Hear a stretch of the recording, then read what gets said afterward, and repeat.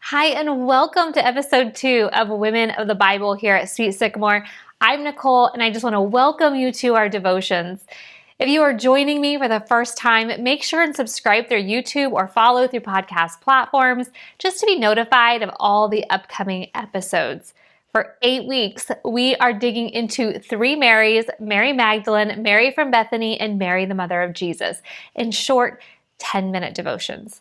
So let's get straight into this week's devotion as we revisit the second part of Mary Magdalene. In our last episode, we went over the passage that introduced her and her beautiful purpose in Jesus' ministry. So it shouldn't surprise us that as Jesus breathed his last breath on the cross, an earthquake hit the hill, the Roman officer shouts, "This man truly was the Son of God." And the next verse is in Matthew 27, verse 55, and it says, "And many women who had come from Galilee with Jesus to care for him were watching from a distance. Among them were Mary Magdalene." Mary had been with Jesus to care for him, and she did not leave him even at the cross. And this was something that would have been excruciating and so hard to watch. Now let's remember, it was not safe for these women to be close. The disciples had fled and were hidden, except for John, because they thought they were next. Mary was not safe to be close and being able to be identified as part of Jesus' inner circle as she was with this group of women. Why? Because history actually tells us they had no problem crucifying women. These women were not safe. They were putting a target on their own backs as they stood close by, weeping, I'm sure, as Jesus died. Mary Magdalene did not leave Jesus even when it could mean her own death. Oftentimes, the right thing is the most hardest thing to do, and we see this all over the scriptures. Mary Magdalene watched as Jesus breathed his last breath, but her story keeps going. If we jump over to John 20, verses 1 through 2, it says, "Early on Sunday morning, while it was still dark, Mary Magdalene came to the tomb and found that the stone had been rolled away from the entrance. She ran and found Simon Peter and the other disciple, the one whom Jesus loved. She said, 'They have taken the Lord's body out of the tomb, and we don't know where they have put him.'" When I read this verse, here's what I think. What did she expect to do? She is on her way to the tomb of Jesus. She wasn't alone. Mark tells us that Mary, the mother of James, was with her. But also, they came to anoint Jesus' body with spices for burial. So the two women are going to get the guards to allow them to roll away the stone, a giant boulder.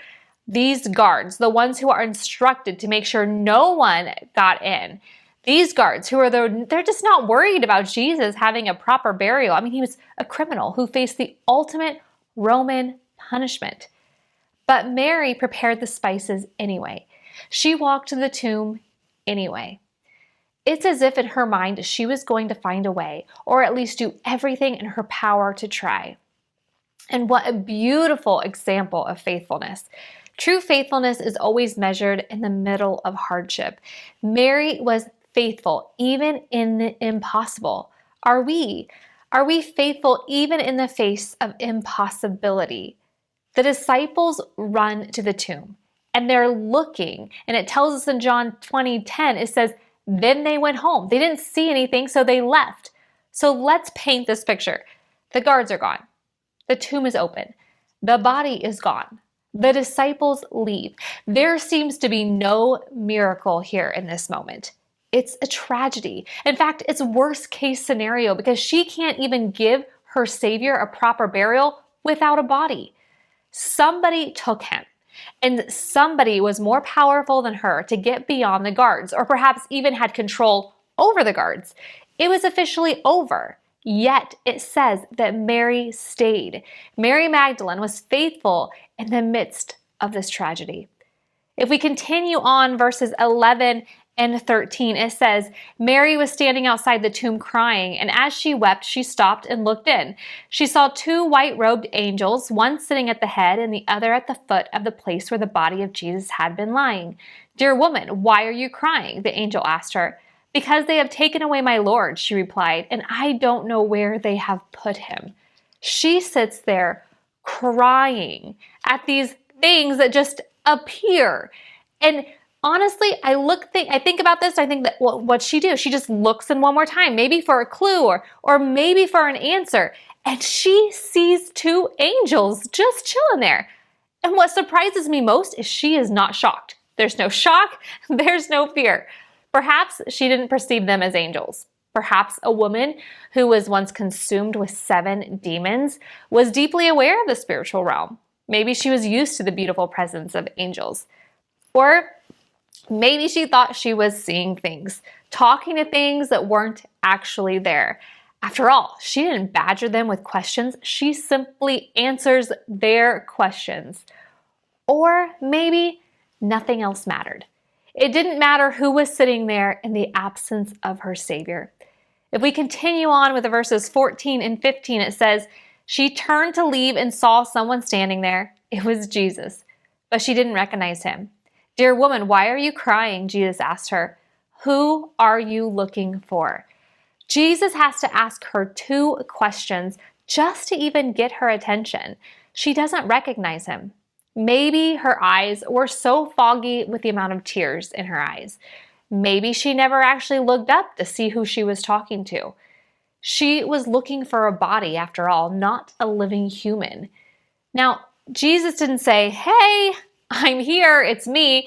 He simply asked her a question about her own unbelief.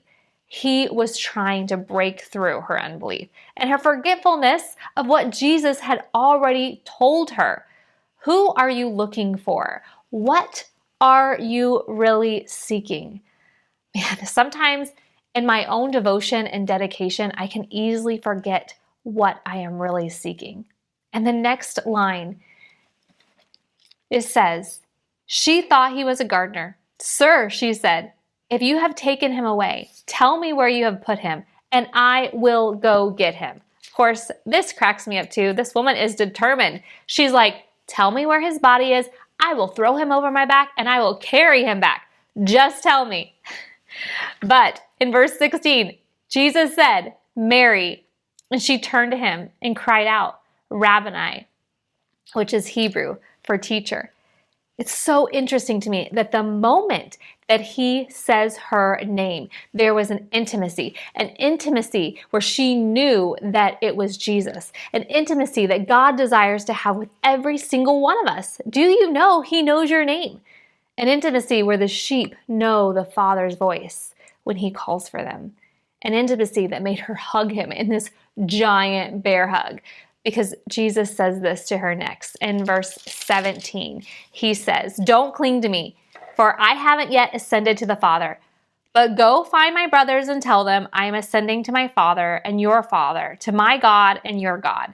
Mary Magdalene found the disciples and told them, I have seen the Lord. Then she gave them his message. He basically says to her, that was a great hug, but we got stuff we got to go do. Don't cling to me. We've got to go. We can't just sit here. We've got work to do. The first person that got to see the risen Savior was Mary Magdalene. Why? In a world where a woman's voice couldn't even be used in a court of law because it never could be mattered for anything. So why her? Why a woman? Well, I believe it's because she knew what she was saved from. I believe that she served him out of a deep love, and it's because she was faithful even in the midst of the impossibility. She was loved so much that the way Jesus said her name made her identify her Savior. As we wrap up this devotion, I have 2 questions I want you to either ask yourself or get a group of gals and talk about it together. The first question is this: are you faithful even in the impossible? When the going gets tough, do you get going? Or do you sink in your heels and become faithful even in the hardest moments? The second question, what are you truly seeking? We can get off base so easily. We think we are looking for something good or doing something good, but it still can miss the point of seeking the living God. As we close, Mary didn't understand everything. She started seeking for a body instead of looking for the risen Savior. She didn't fully get all what he was communicating to her, even throughout her journey with him. But she was present. She was eager. And with a beautiful heart of gratitude, she was persistent. And because of her faithfulness, she was the first to see the risen Jesus. And that is a beautiful reward. A faithful heart will always see Jesus. Thank you so much for joining me in today's devotion.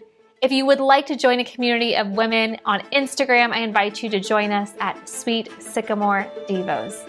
We will be back next week with another devotion, and until then, let's be faithful even in the impossible, just like Mary Magdalene.